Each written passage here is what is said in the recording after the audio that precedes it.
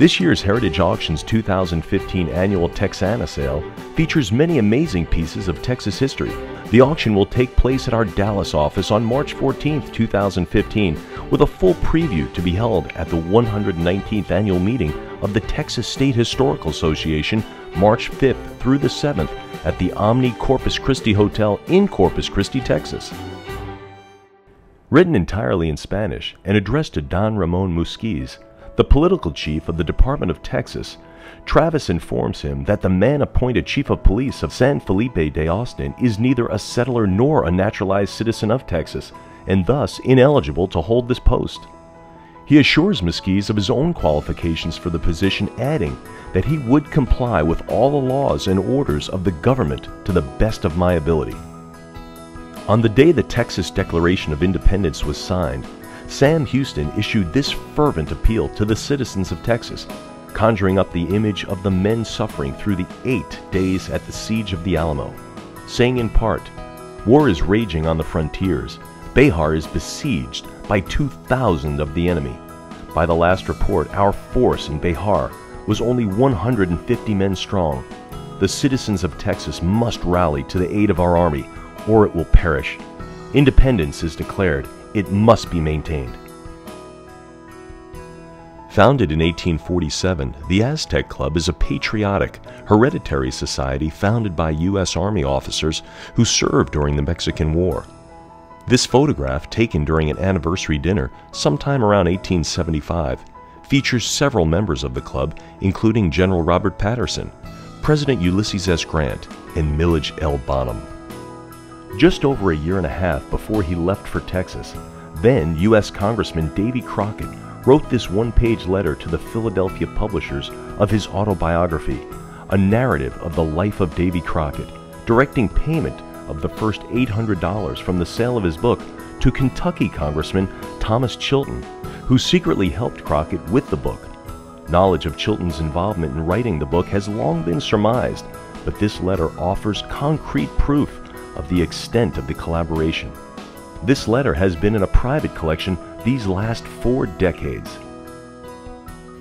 In this scarce promissory note, written just 6 weeks after he attended the Colonial Convention of 1833, as one of 56 delegates tasked with drafting petitions to the Mexican government, including independent statehood from Coahuila and a lift to the ban on foreign immigration, James Bowie promises payment of $125.82 to Thomas Gary. The document is attested to on the verso by J.C. Hood, executor of his estate.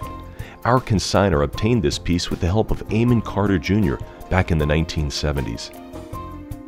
Published in New York in 1867, this vibrantly hand-colored map of Texas by Prussian-born cartographer Charles W. Pressler is a second revision of his earlier 1858 map, Pressler's Map of the State of Texas.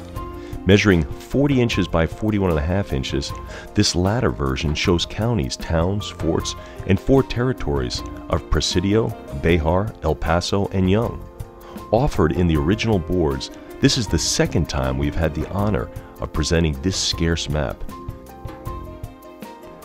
Atkinson's bronze, reproducing part of Henry Arthur McArdle's 1905 painting, Dawn at the Alamo, features the Texan defense of the Alamo against the Mexican Army's assault.